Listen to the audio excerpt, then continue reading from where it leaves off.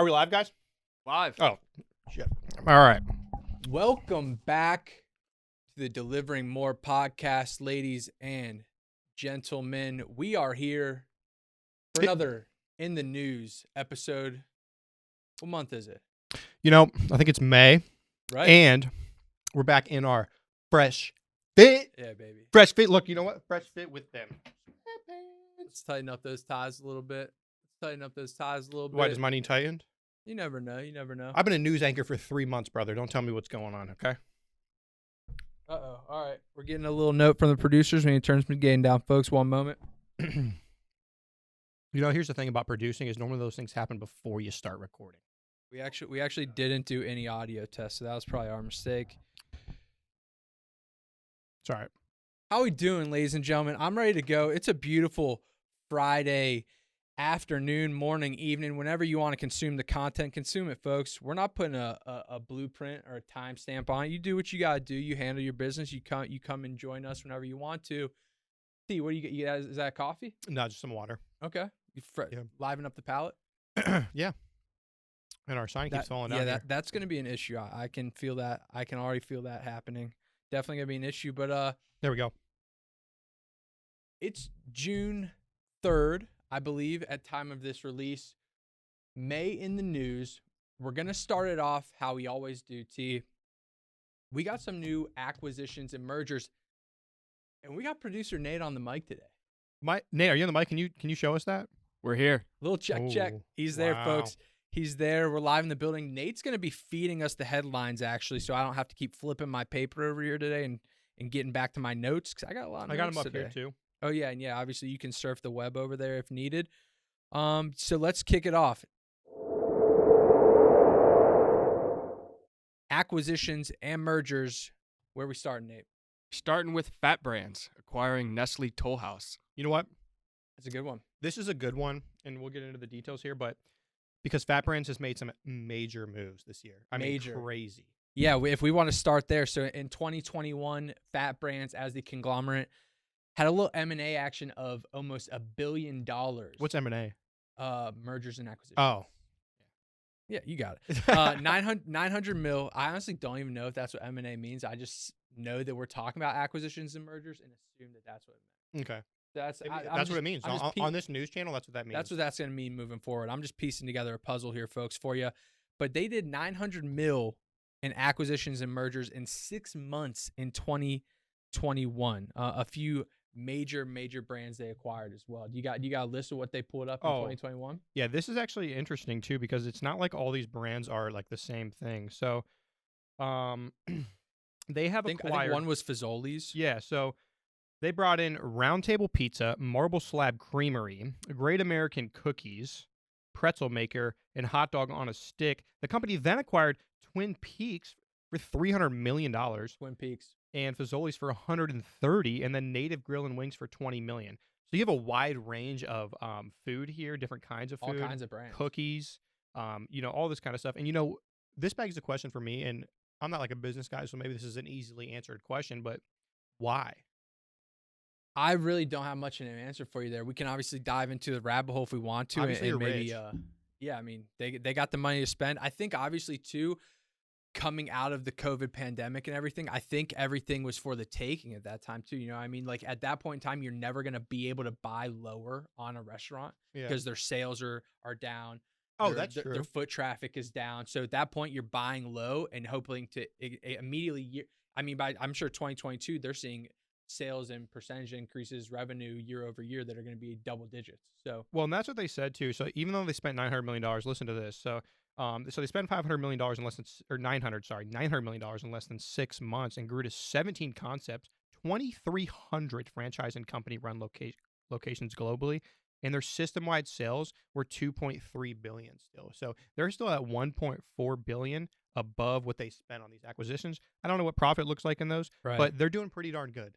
And I really like what they did with the Nestle purchase here, because as you saw in 2021, they purchased another company called Great American Cookie, which we deliver for. And they're literally, so what they're doing is they're converting these Nestle locations to Great American Cookie locations.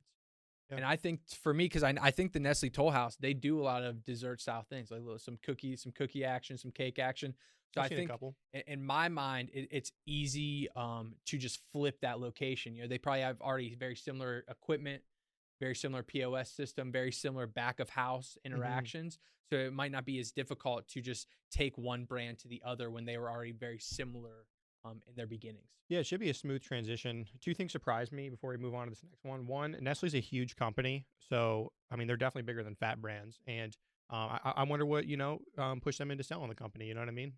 I don't know of any other Nestle run restaurants. Yeah, and I know that article does not disclose the amount it was purchased for, unfortunately, too. So I'll be very interested to know when that information comes out. And then secondly, for any folks out there who are like, wow, these places sell like cookies, ice cream cookies and stuff like that, like how are they like doing so well? Well, I mean, we've delivered orders to places like Amazon and other companies where they literally will order like 5,000 cookies from Great American Cookies. I mean, they're doing numbers. Yeah, we did. We had like a delivery down south, I think, where we had to get like 4 or 5 drivers. You remember that? Yeah. We had a couple. Yeah. Actually. Yeah. It was like throughout the day. Yeah, probably going to an Amazon warehouse. So yeah. 5,000. Great American Cookie. Shout out Great American Cookie. Let's Nate, let's get into the next one. All right, acquisition number 2. WowWorks buys Barbaritos and Zoop. Nice. I like this one. I like when I'm more familiar with the places that are getting acquired. Obviously, I've never been to a Nestle Toll House. Yeah. Obviously, Fat Brands acquired Fazoli's last year. We have a Fazoli's right down the road. So like that's kind of nice seeing brands you're familiar with. I'm pretty familiar with Zoop. We got Zoop right over here on Portage. I've delivered catering deliveries for Zoop myself personally. Catering bags, you get the boxes of soup, you got your coffees, things of that nature. Very easy deliveries to knock out. Yeah. They're like maybe $200, $300, $400 order cost usually, and it's usually 2 to 3 bags maximum. It's very easy to transport. They have it boxed up very precisely, very neatly, so there's no issue of soup spillage upon transfer, upon drop off, things like that. So I do really appreciate a brand like Zoop who understands, what they can really get out of their business model. Barbaritos is down in the southeast. So yeah, we deliver, but I've never been there. Yeah, so I imagine like the Floridas, the Georgias of the world, maybe some Carolinas, something like that. But they're another Mexican concept. I imagine pretty similar to like we got Moe's right over here. Barbaritos is probably pretty similar to that. I would imagine. I don't know. It could be just fishing for some content here. But. No, yeah. And here's the thing too that always surprises me. WowWorks. I'm just going to be honest with you. I've never heard of WowWorks, right? But I've heard of Barbaritos. They're pretty and new though. Are they? Yeah. So that now they run 6 fast casuals, and they will now operate more than 400 restaurants combined by the end of this year. Yep. And here are the restaurants that WowWorks actually runs. So they opened 60 new restaurants in 2021, including 42 Salad Works, 10 Garbanzo Mediterranean Fresh, 8 Fruitables, which I've heard of as well. And now they have Zoop and Barbaritos. We're missing one there. I'm not really sure which one. Oh, Southwestern Grill and Cantina. Oh, no, that's Barbaritos. It's called Barbaritos, actually. Southwestern Grill and Cantina. Yeah. So I'll give you a little brief history on WowWorks too, if you didn't dive into that article too much. They were formed in December 2020. The parent company of Salad Works. Yeah. When they bought Fruta Bowls and Garbanzo Mediterranean, they formed the parent company WowWorks. So now they owned those 3 concepts. Have since added on. Now they're adding 5 and 6 Barbaritos and Zoop. And like you said, end of the year. 400 plus restaurants. There were some pretty good quotes in that article too. If you want to scroll down, maybe there's a quote about the values and things of that nature. I'll read it off while you can find it and see who said it for me. But they basically said they thought Zoop and Barbaritos meshed very well with their brand's values, which are be passionate, be inventive, be accountable, be fulfilled, and be real. REAL. Kelly Roddy. Be real. Kelly Roddy, CEO. CEO. I knew it was a CEO, couldn't recall the name. Kelly Roddy. He's a bigwig in the industry, I believe, too, as well. Been all over the place. So, gotta appreciate Kelly. And you have to appreciate anyone who's going to, set their ideals and their foundations by specific, like, would you call those morals? What would you call those? Yeah, I think they're values. They're values to live by. Right. And that's the thing when you come into a corporate world. You a lot of times there's this idea that people no longer have emotion. They're all worried about money. There's no real tangible authenticity attached to businesses and things like that. But people are still people, and it's awesome to see something like this, who now runs 6 well-known restaurant chains, to try to bring an actually good message into this industry. environment. Yeah, I was just gonna throw a word out for you, and I will say too, I forget who said this. I'm sure someone more relative, more famous than any individual I can think of said this, but they always said, hire on attitude and values, not on skill. Because you can teach skills, but you can't teach morals and values and things of that nature, like your fundamental beliefs. So Yeah. if you hire people who align with your company's values, your company's beliefs, well, you can teach them any possible skill you want. That just takes a little more time. So Yeah, I mean, Elon Musk has a similar, theory, just very much so like that. He's like, yeah, you don't even need to have gone to college to work for me. He kind of tests you more on your personality and like who you are. So, Yeah. and that's a successful freaking company. Come on. Yeah. It works. You're an authentic person. Well, let's move on to this next one. get it. All right, so this next one, what is it, Nate? The Lost Cajun is acquired by Executive Decisions Groups. Oh yeah. So this one, I didn't put the link on this one. I should have told Nate that previously. But the Lost Cajun, who was it? Executive Decisions Group. Executive Decisions Groups. I just wasn't very familiar with the Lost Cajun, so I put it in our article, but I didn't actually pull it up. If you want to pull it up, we can talk about it real quick.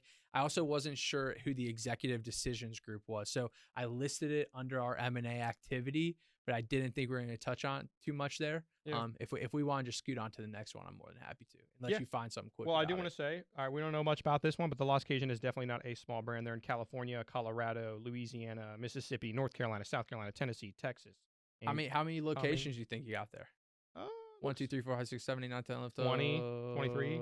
25, 20 to 25? Yeah. All right, Lost Cajun, upcoming brand, Lost Cajun, acquired by Sounds delicious. Executive Decision Group. Look, I mean, it's got to be a fast casual, like Mexican concept, you think? I don't know. Sometimes Cajun is more of like a Jamaican style, But yeah, it looks like Louisiana. Yeah, like fried shrimp platters. Okay, Louisiana. Yeah, Cajun. That makes sense. Sense. Little gumbo. Yeah. Little jambalaya. Something nice and hard. It's an interesting place with like its own culture. Yeah, for and sure. that's cool. They're bringing it to the world. All right, Nate, what we got next?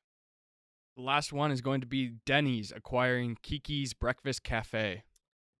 This one, I'll say out of the gate, the article kind of stumped me to begin with, because I don't know about you, but for me, and Nate, you can obviously chime in here too. For me, Denny's has always been like an 8 a.m. or like a 3 a.m. place. Like, I'm either eating there first thing in the morning or I'm eating there late at night because I need to get something in my belly. Yeah. And in the article, it basically says they acquired Kiki's in order to jump into the AM eatery segment. So it's like we got First Watch over there, names a couple of competitors who are also in that market. But like First Watch. I literally just said First Watch. Oh. Have you ever been there? Serious? Great place. No, I actually haven't. Really, really, really expensive, but that's because the food actually it does end up being high quality. Well, that's also, we can dive down that realm too. But what Denny's for you, is that not an AM eatery segment already? Because in there it says it's like an all day diner, and for me, I've never gone to Denny's. I don't know. People might go there for lunch. I don't know. Well, I think their menu. I mean, people get breakfast there a lot, obviously, but their menu goes into lunch. It goes into dinner. They have like a giant menu that covers every single time of day. Right, but like IHOP, that's an AM eatery, is it not? Or is Yeah. that an all day diner? No, they have lunch too as well, but you're right. Like you have this persona Right. of being an AM eatery to the public, but you do offer Everything. things outside of that. Yeah. All right. Well, that is what it is. Just my personal opinion. I already thought they were an AM eatery. That's besides the point, though. They're trying to get into the AM eatery business by acquiring Kiki's. Was it Breakfast Grill? Cafe. Breakfast Cafe. A solid 82.5 mil. Little pocket change. Yeah, and it is kind of pocket change for them because we got to put this into perspective. Denny's runs more than 1,600 locations. Gotta turn that phone off. That is a ton of locations. So they're definitely, I guess they're kind of, I know it's $83 million, but to me still they're dabbling and changing a little bit of their concept or the concept of their parent company. Yeah, and as you get further in the article, it actually basically says that the reason they're acquiring Kiki's is because it's, I don't want to say, I don't know how to put this like politely and nicely, but the demographic of Denny's and Kiki's seems to be a bit different. So Denny's, you're walking in there expecting to spend like $5 to $10 a plate, maybe. Yeah. And I think Kiki's a little more upscale, I guess is a better way to say. The demographics a little different. Said the items on the menu are a little pricier. So they're basically just trying to make sure they can hit all demographics. So, Millennials and Gen your Z. average households. Yeah, it said something on there about like millennials who make $75,000 a year. I know they got real specific. If you're making $75,000 a year as a millennial, like what? We're millennials, right? Yeah, I mean, Good for them. I'll say that. yeah, good for them. All right. Well, Good for me. yeah, good for you. No, but for real though, it is an interesting take, and I think it is the right move because I could see Denny's being something that does kind of fall out of maybe the view as time goes on. 4 generations to come, people are more into like organic things. Yeah. Honestly, And people are into more expensive, very like nuanced experiences. Yeah. All right, So that wraps up M&A. We talked about 3 major ones. Also had the Los Cajun acquisition by Executive Decision Group on there as well. But let's we I'm got excited some for these. we got some in the news top headlines. These are major headlines. Major okay, headlines, we were doing yeah. acquisitions, mergers, partnerships. These are major headlines happening in the food industry, and it is very exciting, especially these first 3 that we're going to go over. Actually, Right. all of them are pretty darn exciting, but these first 3 I'm really excited for. Yeah, and we can start out. Nate, what do you got for the first article there, boss? Wingstop is entering the chicken sandwich craze. Can you believe it? And here's the thing, okay? Wingstop isn't just entering the chicken sandwich craze, okay? The chicken sandwich craze is insane as it is, and we did a review that'll be coming out. Yeah, and it'll be the next week. But guess what? Next 2 weeks. And now 3 we're going to have weeks. to do I a don't know. review. It's coming out in June. And now we're going to have to do a review of just Wingstop because they're coming out with 11 flavors of chicken sandwich. What if we try every single flavor? We should. We should. We got Wingstop right down the road. Literally right across But you know the what? street. They only have launched in a couple places. Yeah, that is factual. Columbus, Ohio, Fresno, California, Las Vegas, and in Orlando, Florida. So Yeah, we can't yet when we drive to Columbus. that's what I was. Is it worth the trip to Columbus? Try all 11 flavors. It might be worth it. Who We knows? could do a But- road trip with a camera. Right, and I did see that if they are available in your city, you can get a free sandwich on the website or a free sandwich in the app. So just an easy thing to do. I know the article itself talks a lot about menu innovation and how that's really the angle they're going to kind of try to use to acquire new customers and keep previous customers kind of attracted to the brand and with the brand. And for me, I think that's a lot of all you can do right now. You can provide a very specific customer experience, and then you can also give them tangibly new things to try from your brand that they're not going to get anywhere else. And I mean, you got a chicken sandwich and a spicy chicken sandwich at every other restaurant, right? Wendy's, Nope. Chick-fil-A, McDonald's, all the ones we just tried that like we talked about. And then Wingstop is coming out. I mean, do they got the list of flavors on there? Can we list them out? They got. Oh, yeah, they do. Original hot, Cajun, atomic, mild, spicy Korean Q, lemon pepper, Hawaiian, garlic parmesan, hickory smoked barbecue, Louisiana rub, and probably my favorite, mango habanero. Oh, mango habanero. I don't know about that. I'd probably be a hickory smoked barbecue or the original hot. That'd be. So basically, it's the wing flavors. Yeah. It's literally is the wing flavor just converted to a chicken sandwich. And I kind of, I don't know, I'm a sauce guy, and everyone just, everyone's gonna be very aware of that after the burger review that just came out, and the sauce on the chicken itself, like usually for most chicken sandwiches, I'm putting like mayonnaise on it, something like that, like a mayonnaise and pickle kind of thing. But the sauce being on a chicken sandwich, I think that makes a big difference. I think that makes a big difference. Maybe maybe seeps in the sauce, makes it a little bit juicier. Well, we got I mean, there's not many places that I know of that are like chains like this that do that, where they toss it in the wing sauce. But if you go down the road where we are, there's this place called Roosters. Oh yeah, and yeah, you yeah. can toss your chicken sandwich in the wing sauce, and let me tell you, this Guy. I think this is one of the just greatest moves Wingstop could make. Chicken sandwich craze is insane. Everybody wants a chicken sandwich, but you know what? They don't have just a chicken sandwich. They have their chicken sandwiches tossed in their wing sauce. And maybe Nate can pop up some of these chicken sandwich pictures when this episode comes out. We'll have them up so you can see we can coordinate. they all those. look different. So that's no problem on I. I know we can coordinate those Right, pictures Nate? and get in there. Absolutely. Man, that's a great start. I love that. That's a great start. I'm pumped. I'm honestly pumped. And we did just get that. We got that I got, Wingstop like a couple goosebumps. months ago. I've already hit it up 4 or 5 times. My first DoorDash experience was actually with Wingstop. You get boneless? A couple weeks ago. I got it was very late night. It was like 10:30 at night. I needed something, and I think they had like a deal, like free delivery or something for through Wingstop, through DoorDash or something like that. So I got it. It took like 45 minutes to an hour, but I got it.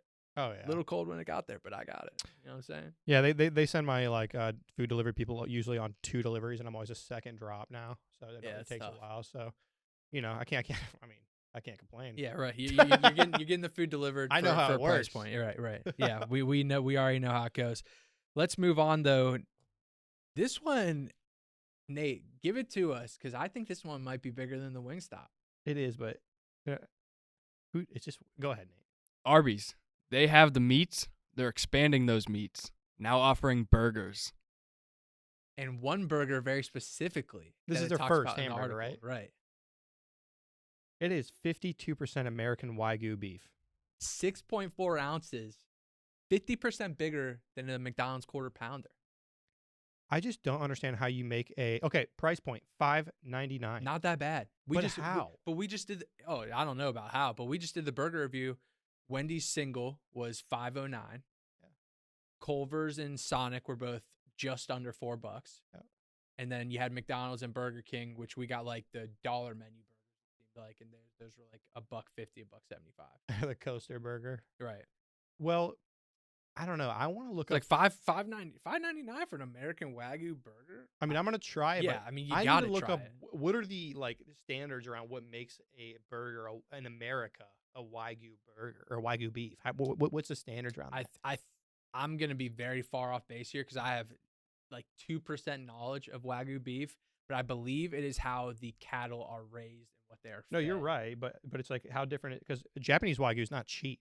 It's Right. not. You could not. Oh, so you're sell saying it. if they sourced it from Japan, what's the difference between sourcing it from America? Yeah, but like even American Wagyu, like how are you selling it for $6? They're selling it, man. I don't know. They got a supplier apparently on hand. It said in the article they've been researching it for like multiple years. I think 2-3 years at this point, so they know what they're doing. And I gotta say, we just had Arby's. We just came back from the NRA in Chicago. We had Arby's when we were going out. I don't know if we're going to do a fry review, and it might be tough with this specific fry, but the Arby's curly fry, that might be my number one. Oh, it is pretty good. I never go to Arby's because I don't really like a lot of their things there, but this would probably bring me there and that. The Arby's curly fry is elite. Yeah, they are elite. It is elite. So let's talk about this. I'll look this up. So what is American Wagyu beef? I got to tell the people because this is confusing me. Okay, so it's produced by crossbreeding. This is American crossbreeding cattle, usually full-blood Wagyu with an Angus. And the reason, so all right, so they're already mixed. Okay. The result is a pleasant balance of tenderness, texture, flavor, blah blah blah. Producers aim to feed their cattle over. Okay, so I don't like the word aim. Okay, producers aim. They just do it. Because you can aim and just miss completely. You know. Oh man, I can't get this. Producers aim to feed their cattle over 400 days on a special vegetarian diet, which is what gives it that marble and tenderness, like Japanese Wagyu, based on what they're fed. But, yeah, I don't know, man. I want to compare that to Japanese, but, I'm just so skeptical. Okay. I think it's gonna be so good. I'm salivating. Okay, so it's 50% Wagyu, 48% the other beef, and then is that just the percentage of the beef? And then what else is like a filler in there? Right, that's possible too. I'm not trying to trash talk, and I want to try, but I'm just saying I'm skeptical as hell. Okay. Yeah, I don't know. They're setting the price. I'm gonna buy. It's that simple for me. I'm not gonna dive that deep into it. I do know the CMO Patrick Schwing had a great quote within the article. He said, "Overdone burgers are over and done." That's a hell of a quote. That's just a hell of a quote. That's a great use of vocabulary. I mean, it's a great quote. Good shit, Patrick. Great shit. Unbelievable. That's pretty good. Wagyu burgers coming to Arby's. Let's get into the next one, T. And this one is a little closer to home, obviously, since we are a third-party delivery service. But we're going to try and stay composed here and just view it from an outside source. So, Nate, what do we got for the next one? Is Domino's rethinking third-party delivery? Well, okay. You can read off all 3 articles and then give me the overarching sentiment. Because they're all about third-party delivery and pizza, big pizza. So that was the first one. Is Domino's rethinking third-party delivery? Driver shortages squeeze Pizza Hut competitors. And Papa John's is taking its own pizza path. Perfect. And I think I titled it like Big Pizza versus third-party delivery or something like that. And that's realistically what I want to talk about, because these are clearly, I mean, the top 3 pizza chains, I believe, in the United States, right? I know within Domino's, it said, the article itself says 1 out of every 3 pizzas is delivered by Domino's. which is huge. That doesn't even, I read that and I was like, what is that real? Like, that doesn't even, 33% of all pizza is delivered by Domino's. That's, I don't know, doesn't compute in my brain, but I mean, it's out there. It must be real. But I did It's just on want the to, internet, you know. yeah, I mean, it's got to be real, right? you type it in, it gives you a result, and that's what you believe. But I just wanted to basically touch on the 3 different standpoints of these massive pizza companies. Okay. And maybe we can just kind of dissect what we see as being done right, what we think could be done better, and how we think it's going to be done moving forward, you know? So Okay. we'll start with Domino's, right? So Domino's, I think it is like the largest pizza chain. you It, know? it 100% is. And the one thing that I feel like they've always tried to keep all the chains in value is they wanted to use in-house drivers. Of right? course. But I'm seeing everywhere now when I go to a local pizza, or not a local pizza chain, but a local Domino's or a local pizza chain, that they're always looking for drivers. They're increasing the pay and whatnot. And I also have had many friends who have delivered pizza. So I think it's also just not really like a job that you usually enjoy too much. I'm sure some people do, but a lot of my friends did not enjoy it. You go out in bad weather, you deal with people not tipping, things like that. And with the inflation in the world too, it's like how good is the pay? So they're having a lot of trouble finding drivers. And it says they're rethinking it, but I don't know if they're going to go through with it. See, so we'll start there, right? So Domino's aspect and thinking right now on third-party delivery, and the quote I had from the CEO, Rich Allison. Can you give me the first name? It's in like the first line. Yeah, Rich Allison. Allison. Just want to make sure I spelled that last name right. So he basically said it would be a tough time sleeping at night if they had to rely on third-party delivery. I don't want to dive too deep into that quote, but I did just want to present it because Domino's perspective on third-party delivery, like you said, is we don't need it. We've never needed it. Why would we need it? We're always in-house. We're always first party. You know, we can fix it. Is basically kind of the sentiment I got from the article. Well, I mean, it changes things for sure. I mean, it does. If you're doing everything in house, your drivers, unless they're out delivering, is usually on site. They know the business in and out. They've done it before. They do it the same thing every time. It's not a different, you know what I mean? So there's benefits to doing things in house, but in the industry, in the way that it's moving, it's like, Right. Rich, I mean, listen, And the industry's moving in this direction. I think caveat on off what you were saying earlier about your friends who've worked pizza and they don't enjoy it, or it's about the pay and they're not getting paid enough. When you now have third-party delivery services and marketplaces and aggregators, and all these independent contractors can just jump Right. marketplace to marketplace. Do I want to deliver for DoorDash? Do I want to deliver for DeliverThat? Do I want to deliver for Grubhub, Postmates? And that's only food delivery. We have people who do medical delivery. We have people who do flour delivery. We have people who do laundry delivery. So there's so many different aspects of the IC industry now that it's like, why would someone who enjoys driving for their monetary gain and value limit themselves to one employer or only one opportunity? I mean, it only makes sense as the independent contractor to give yourself as much opportunity as physically possible. And if you're only working for one company, that you're not doing that. Yeah, and you also like you just don't have as much freedom at all. Right. You got to work. You gotta work in the kitchen. You got to work that shift. You got to show up at that time, leave at that time. Yeah, exactly. Yeah, your freedom gets lower and lower and lower. But I'll tell you what, I believe that if they switched over to using like a DoorDash or a Grubhub or like an on-demand delivery service like that your pizza would definitely be a lot later than it is now, because some of them guarantee if it's not there in 30 minutes, then we are giving it to you for free. Yeah, I mean, I know within that article it said something about they had like 42%, if you want to like control F or something, like 42% within that article. It said, I think, like 42% timeliness or something like that. 42%. No, wait, they're on this says 41 straight quarters of positive. You said 42. Okay, here we go. One bright spot is that delivery service times improved in 42% of stores year over year. Okay, With improved in 42% of stores. so their service times are actually improving, even though they're Right. struggling to find drivers. Yeah, and I think that's a big thing. And like it has been said throughout. We'll get to these other articles too. We can move on to Pizza and Papa John's, but the main thing that's being said by all three of these CEOs or whoever speaking in the articles is there's no shortage on demand. Demand's only going up, up, up, but labor for them is just becoming a bigger headache than I think anyone ever anticipated, especially when you're dealing with delivery drivers. I mean, they're testing AI deliveries, just robots delivering stuff in Tempe, Arizona, and different places. So pretty soon they're probably gonna have Domino's delivery bot. Yeah, I mean, they already do, right? Isn't that Domino's who's doing it themselves? I don't know. I'm not pretty sure it is. If you want to just search like Domino's robotic delivery, I'll talk about the next article though, and we can get on the next tidbit here. But Pizza Hut, so Pizza Hut is kind of like the middle ground, right? We'll say so. If Domino's is pro first party, Pizza Hut is kind of in between, right? They've always done first party. Obviously, you got to pull it up.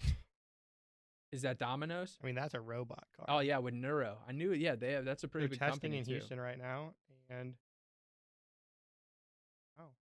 Yeah, they're on it. They're on the ball for sure. But Pizza Hut basically is playing middle ground. So they've obviously done everything they can to keep everything first party as well, similar to Domino's, similar to Papa John's.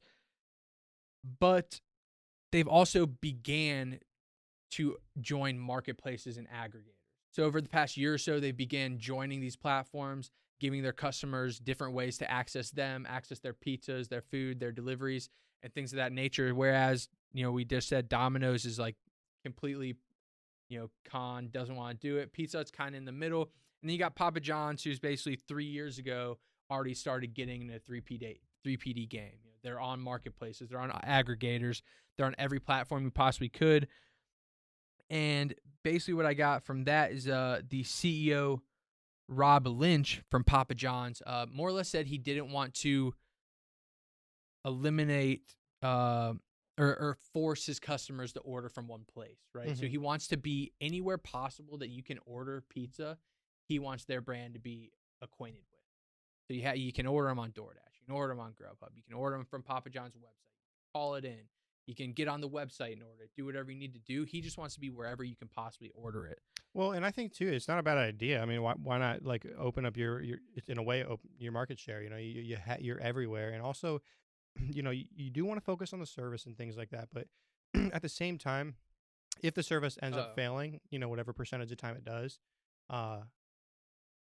it looks a little bad on Papa John's, but it's not necessarily. Nobody. I wouldn't be like, oh my gosh, Papa John's sucks because this delivery driver who didn't work for them wasn't here on time.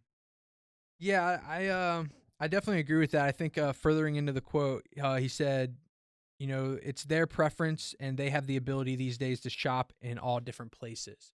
So, basically just, you have to adjust with the consumer marketplace, right? So if you're only, you have your Papa John's app and you have your Papa John's website. Well, people are only going to be ordering from you if they literally get home that day and they say, hey, I want to get Papa John's. But if you're on DoorDash and you're on Grubhub and you're on these aggregators and marketplaces, well, then you get people who are just scrolling and looking for the evening. Hey, what do we want to eat tonight? Do we want Chinese? Hey, what do we want Italian? Do we want Mexican? What do we want? Oh, Papa John's is on here. Oh, they're offering a 2 for $15 large one-topping pizza deal. Sold. You know what I mean? So it's just a good deal. For me, it's I don't know if that's ever a feasible deal. Sorry, Papa John's, if you don't offer that, but probably should now. But I think it's just the aspect of being in the line of sight of all your customers, I think is the overarching theme for me from Papa John's. Yeah, I don't know. I can understand both takes, Domino's and Papa John's, but your point's pretty good.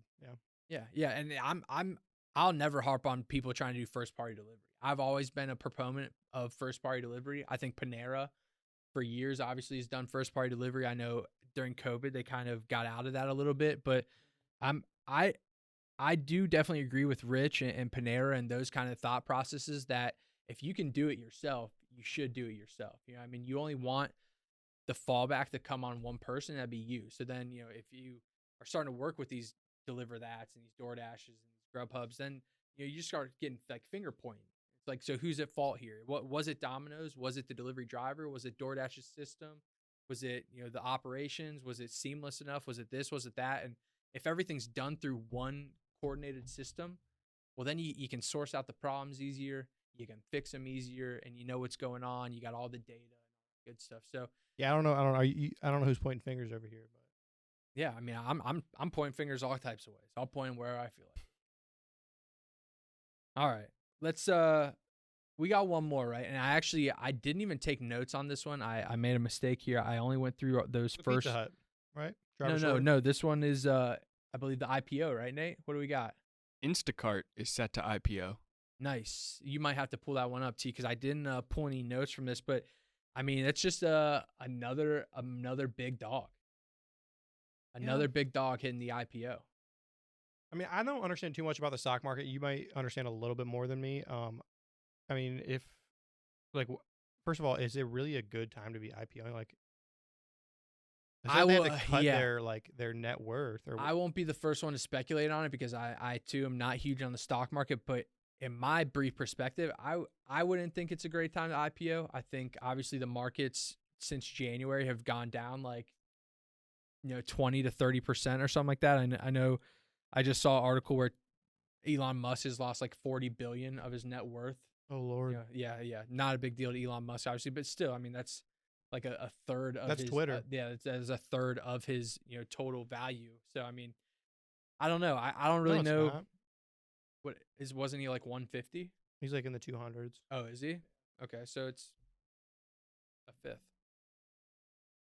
I mean, obviously it's not all liquid cash. Right. But still out there. But what do we got? Does it say, Nate, can you browse that article a little bit? Does it say when this IPO is set to be in stone? Does it say any kind of date stuff? What are we looking at here? It does. I got it right here.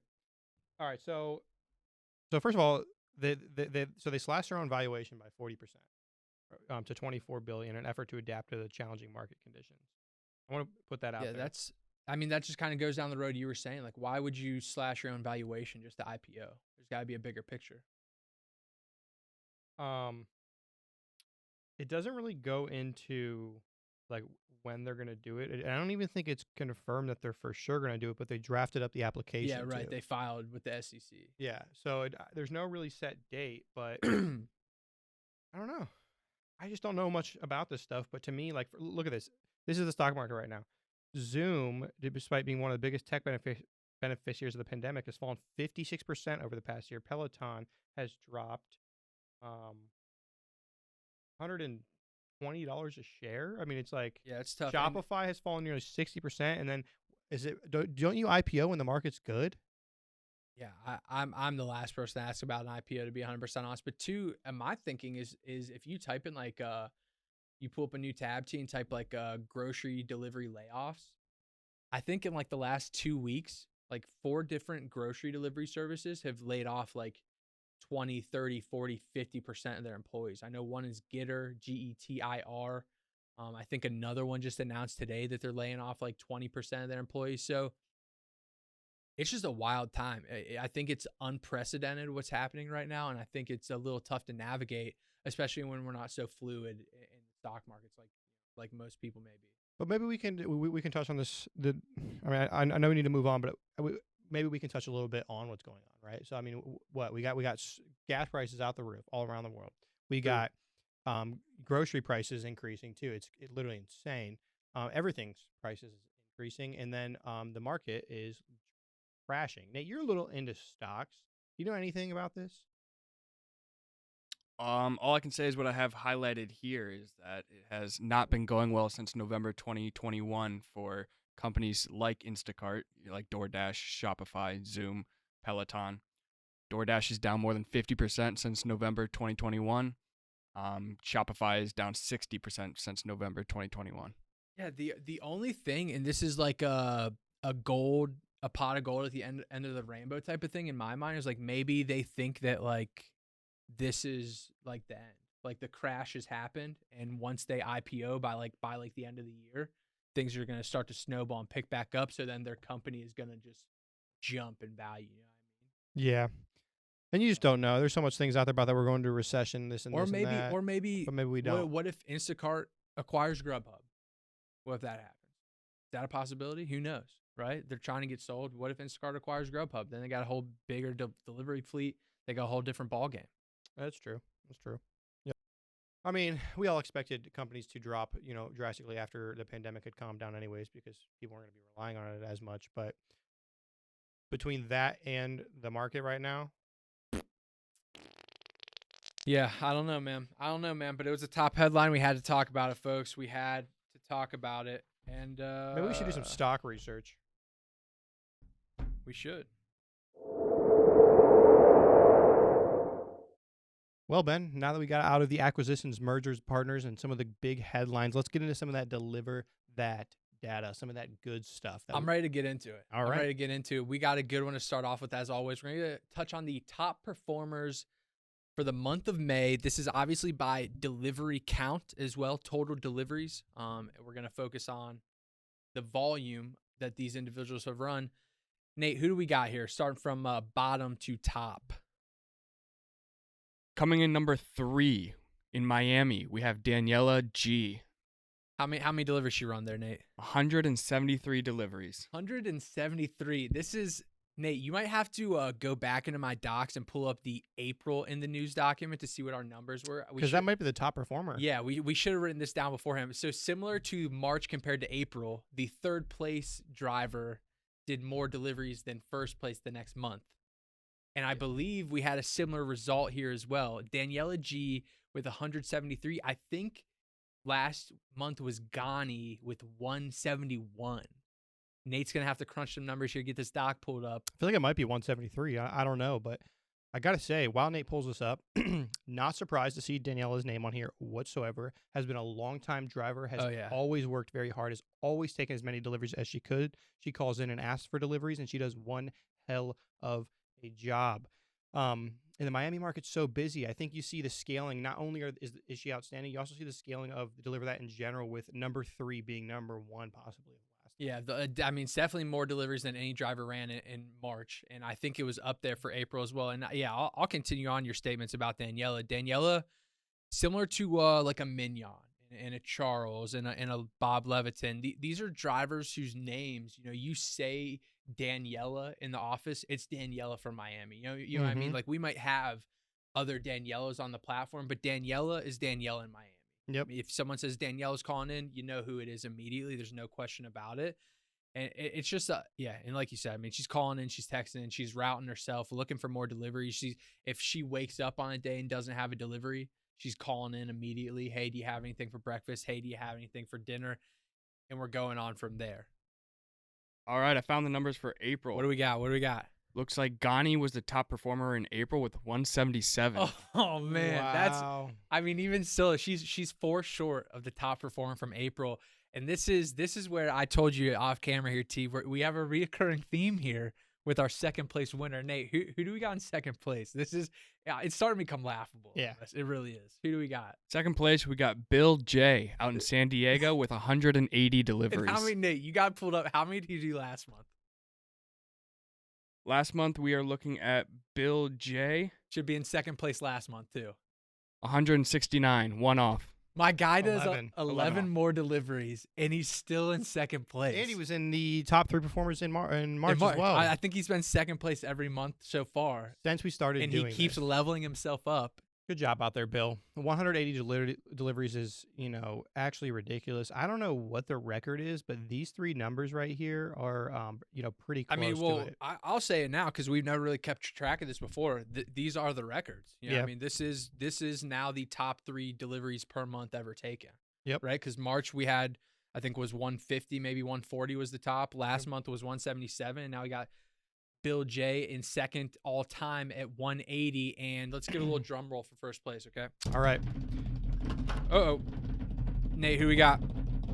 We got Todd G out in DC with 191 deliveries. Todd G. And this is I will say this about Todd. Todd, when he first came on the platform, was super, super active. Mm-hmm. Kind of did his thing for a little while, and then I don't want to say disappeared, but wasn't as active. And then over the past month or so, he came storming back. I mean, storming back. 191 is absolutely insane. So that's 11 more than number 2, and number 2 is 7 more than the last one. Quick math. I gotta do the. So we're quick seeing math. an 18 jump from number 3, and that's insane. So yeah, what is 191 deliveries in a month? How many are you taking a day? 195. Boy, I always get confused at this part. So to get that, we got to do 195 divided by 191. 191, right? Divided by 4 weeks in a month. That's 47.75 per week divided by 5 days a week. We'll call it 9.55 deliveries a day. And I mean, he's taking some on the weekend, so we can probably cut that down Maybe a little 7, bit. But 8, 7, 8 a day. I mean, regardless, that is actual money. Like, that is insane. It's unbelievable. I mean, you're making. I mean, that's beyond a livable wage at that point. Oh my Especially gosh. when you're each of these deliveries. I think tip pool during this period we hit. Again, we're above 20 at one point during the month of May. I think we hit like 18, 19, 20, and then 19 again, I think, for the last week of May. So, I mean, those deliveries are literally paying minimum $25. Yeah. Well, no, plus 7, so minimum $26. Yeah, minimum $26, and who knows, what goes on the back end, and also, who knows how much time he actually has to spend every day to do it. That's the thing. A lot of these drivers are done by 2, 3 o'clock with their day because a lot of the deliveries are at lunchtime, and they just know how to route stack and get the jobs there on time. So Unbelievable. big shout out to Todd G, Bill J, and Daniela G, Miami, San Diego, and DC. You guys are killers.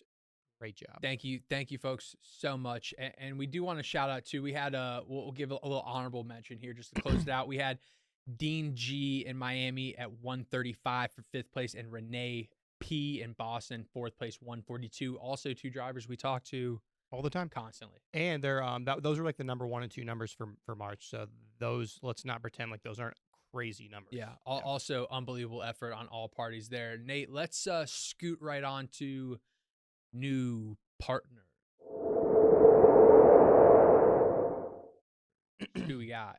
First one we got is Sweetfin in San Diego. Sweetfin, San Diego, bringing out some competition for my Luna Grill folks, if you know. And we got Takai out there too. So Bill J, he's got another partner delivery for out in San Diego. Those numbers are just ticking up and up. Yeah. San Diego's a busy place for catering, and Sweetfin is a California-inspired and chef-driven restaurant. So, like when I went on their website here, the thing that popped up was one of their new bowls that they had that a chef had come out with. Nice. So they have things like protein power bowls, a lot of different kinds. It looks like, honestly, the whole menu is just different bowls, and then they have a couple extras like popcorn, taro chips, and then like dream pops, which that look. I'm just gonna throw this out there. It looks I can't think of the word, but like not diet motivated, but health motivated. Are those bowls like very health focused? It seems. Oh yeah, it says it's actually so it's poke and plant based. So you're looking at what raw fish and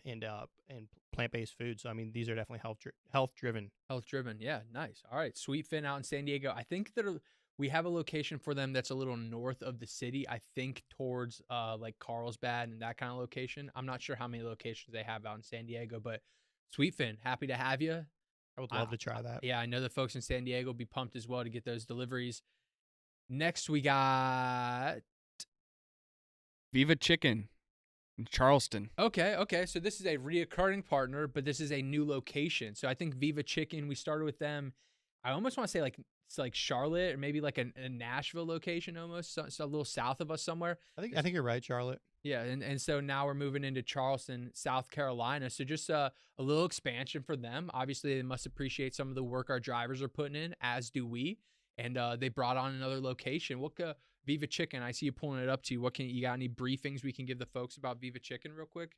Obviously, I would assume like a classic chicken sandwich is something we're looking at. Maybe some drums, some legs, some thighs. What do we got? Well, so I don't know much about this, but it's a Peruvian chicken restaurant. So obviously they're Viva La Chicken. They're focusing a lot on chicken, and menu items include, so it's authentic Peruvian cuisine, and menu items include things like pollo a la brasa, which is a signature dish found across all their locations, made from free-range chicken, marinated for 24 hours.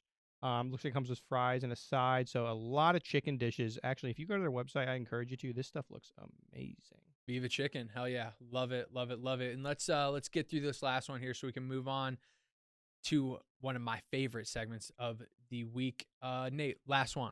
Last one, we got Sullivan Steakhouse, multiple locations, Little Rock, Baton Rouge, and Pittsburgh. Hell yeah, I love it. I love seeing these partners that are just kind of continuing the partnership with us. You know, they start in like a minute area, a few locations, a handful of locations, and as they see the results, they continue to add these new cities to their submission form. So now we got Little Rock, Arkansas, Baton Rouge, Louisiana, who we just started with Frank's. I think we talked about them last month in the new partnerships. Yep. And also Pittsburgh. In Pittsburgh, we got all kinds of stuff going on. We got Buca, Bravo, Easy Cater. So Pittsburgh, another booming market as well for caterings. Love to see that. And you know, although these are new direct partners of ours, it's our drivers are aware and they've delivered for at least Viva Chicken and Sullivans plenty of times. Oh yeah. So we're well aware how to handle it, and it's nice to see them working directly with us. Love it. Yeah, appreciate all the drivers, and hopefully you guys will see this new action coming to you, almost immediately. Yeah, immediately. So thank you guys so much. And we got the best segment of the show, I think. Next, the right? setup winners for April. For May. Sorry, the screen actually says March. Yeah, it actually does say March. We need to update that pretty badly. But yeah, setup winners for May. Coming to you live from the screen. We have not seen these setup. Well, we've seen them. We voted on them as a collective in the office, but we don't know who the winners are yet. Nate's going to reveal those as we go. So, Nate, 5th place, who do we got? Margret L out in Las Vegas. Can we get that a little bigger, Nate? Is that possible? Oh, yeah. It looks like we got some boxes of sandwiches. There we go. Okay, so what do we got? I got to take these glasses off. What's this restaurant? I can't tell. I think it's Earl of Sandwich. Earl of Sandwich. I remember from the voting process because all the setup pictures did say what restaurant they were from. Earl of Sandwich. So we got as the viewers will see at home, we'll describe it in detail for the podcast folks a little better though.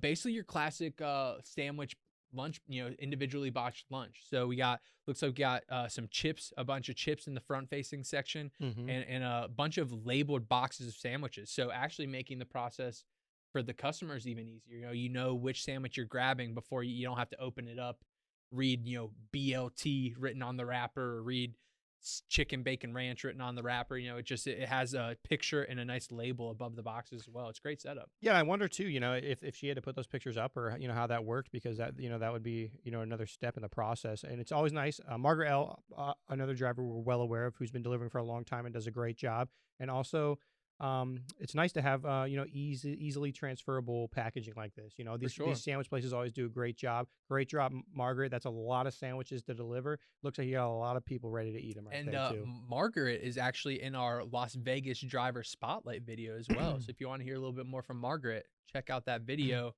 Shout out Margret. 4th place, Nate. Who we got? 4th place, we've got Aya I out in Los Angeles. I think she's got 4th place every month we started doing this. And I mean, I think the last one was Takaya too.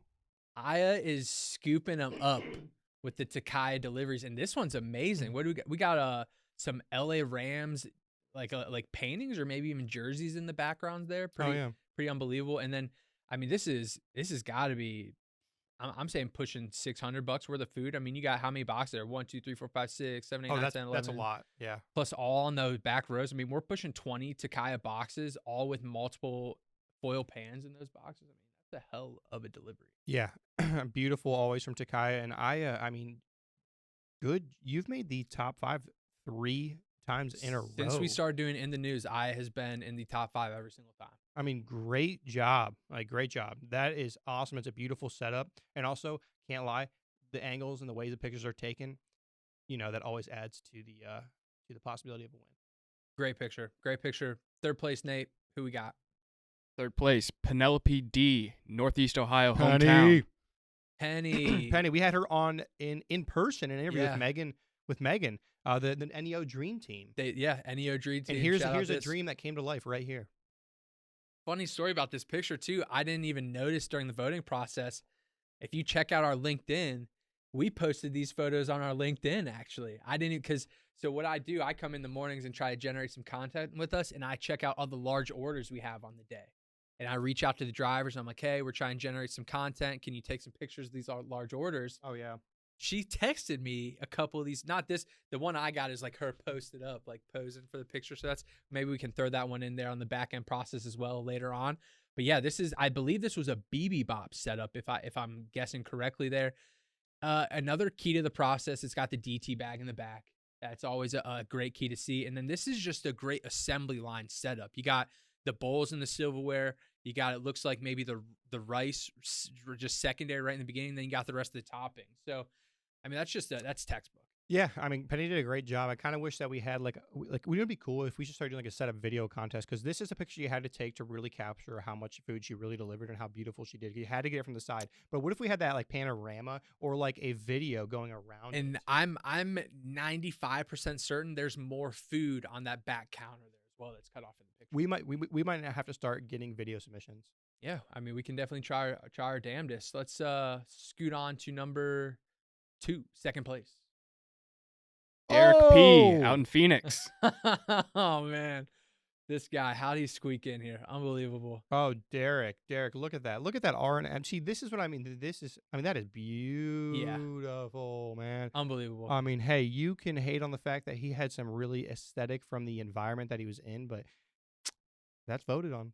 Yeah, I will say too, I know Nate, when we sat down and he was mentioned in this picture, I think Nate voted for this picture himself, and he said basically solely because of that background lighting. And like you said, this is it's almost an aesthetic thing over a setup thing, right? Well, the setup's pretty good too. Yeah, I mean, the setup is great. It's got the sauces on the end, the pans are perfectly aligned, got the utensils already in it as well. But the background is what makes it picture. I mean, let's not sugarcoat what's happening here. It's the lighting of the photo, the logo in the background. I mean, he's out in Phoenix. I assume the underlying there of the RM is like a mountain drop, yeah. A mountain range of some sort. So that's a great picture. Yeah, good job, Derek. That's an awesome picture. And to take the time too to get that full array of food.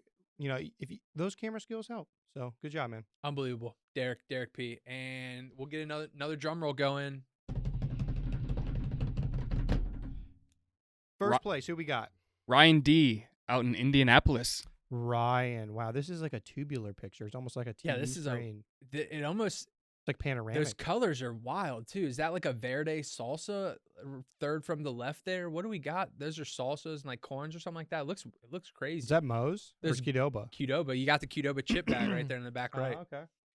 It looks like almost the picture was like the colors were enhanced. Can we call a violation here of some sort? Is there? You think that the colors were enhanced? Oh, those greens look just like that middle green. But he's saying that your green just isn't real. I mean, that's a bright green for some lettuce. Is that lettuce, Nate? What is that? Yeah, lettuce. Right next to the sour cream, it looks like. I'm guessing that one's guac. Yeah, oh, that's okay, for sure okay, guac. Okay, and then to the right is lettuce. Okay, you have glasses. I definitely need them, and thank the Lord for our healthcare because I can afford them. But let's continue on with the picture. I mean, this is like we talked about before. I think we've already had a few Qdoba first place finishes, and this is it takes a lot of effort. Mm-hmm. Those are all in racks and sternos. You get rewarded for your time, right? You got the foil pans in the racks, in the sternos, utensils ready to go, the Qdoba branding right on the right side, the sauces, the corn, the lettuce all ready to go right in front as well. I don't see the shells or the tacos or anything. I imagine maybe that's on a plate in the background. Oh, bottom right. Where they at, Ryan? Oh, okay. But I mean, it's tough to beat. It is very tough to beat a well done Qdoba setup. It is. I mean, because we know the work that goes into it, and then when it's as beautiful as this, I mean, how do you win? Unbelievable. And what's Ryan D for first place? He's getting. Looks to me like here we go. Fifth place wins $50 and one DeliverThat bag. Fourth place wins $50, one bag and one DeliverThat hat. Third place earns $100 and one DeliverThat bag. Fourth place, $100, one DeliverThat bag and one DeliverThat hat. And second place, I just said that, right? I have no idea. I think you said fourth place like 3 times, if I'm being 100% transparent. Hey, did you hear that? I think you left off on third. All right, okay. So third place, we'll go with that, wins $100 and a DeliverThat bag. Second place wins $100, a DeliverThat bag, and a DeliverThat hat. And then first place, as you were asking, took us about a long time to get here, receives $200, 2 DeliverThat bags, and 1 DeliverThat hat. $200, 2 thermal bags. Does it say, is it thermal bags? Or is it just regular the soft shells? Do you know? Does it clarify?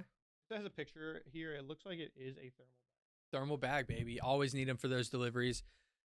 Up in the equipment game for Ryan D there and everyone, obviously, who also finished within the running.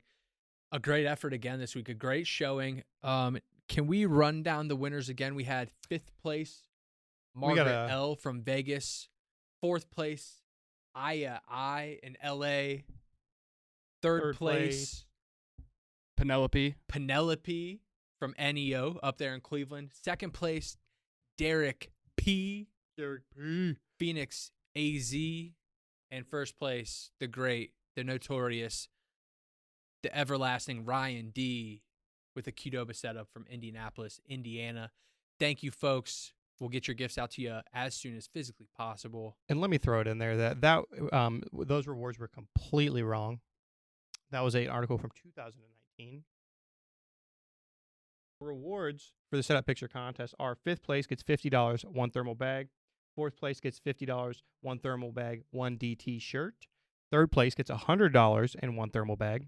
4th place, $100, 1 thermal bag, 1 DT shirt. And 1st place, $200, 2 thermal bags, 1 DT shirt. That's the rewards. Congratulations to everybody.